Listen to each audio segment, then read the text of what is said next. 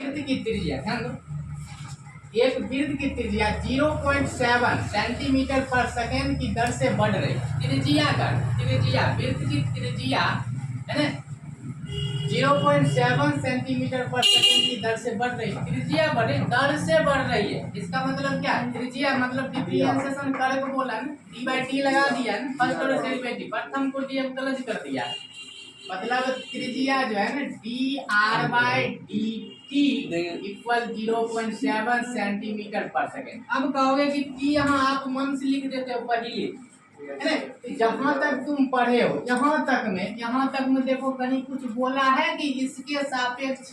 नहीं बोला ना, है ना, तो नहीं बोला है तो हमेशा हम सिखाएं इस चैप्टर में टी के रिस्पेक्ट में सापेक्ष क्या करना, उसको है ना अवकलज करना, मतलब टी नीचे लिख देना, डिफरेंशिएशन करना टी के रिस्पेक्ट में ना।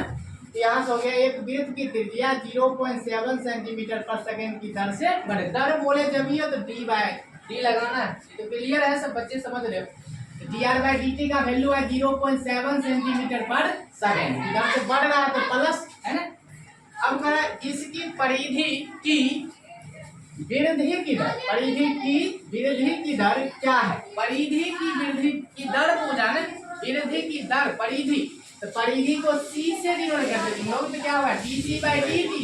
जब ये दर बोल देता है ना तो वहां से क्या दिखता है कि डिफरेंशिएशन करके बोला D C by D T equal what, मतलब क्या है ज्ञात नहीं है, मालूम नहीं है।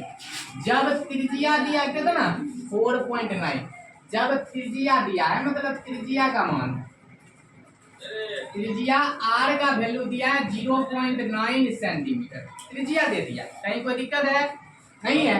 अब यहाँ पर देखो तो बना फार्मूला किसका लगाएंगे, तो परिधि फार्मूला लगाओगे ना, तो किसका? वृत्त की परिधि, वृत्त यहाँ बोला एक वृत्त है ना, यहाँ पर लिखेंगे वृत्त की परिधि, है ना, यहाँ से वृत्त की परिधि, वृत्त की परिधि को सी से, सी बराबर वृत्त की परिधि तुमको लिखा है 2 पाई आर होता है, 2 पाई आर होता है। अब इसको क्या करेंगे, डिफरेंशिएशन करेंगे, है दोनों और टी के सापेक्ष अवकलज करेंगे, क्योंकि कहीं बोला नहीं है कि इसके सापेक्ष कीजिए, तो इस चैप्टर में किसके सापेक्ष करना है? टी के सापेक्ष लिखेंगे, दोनों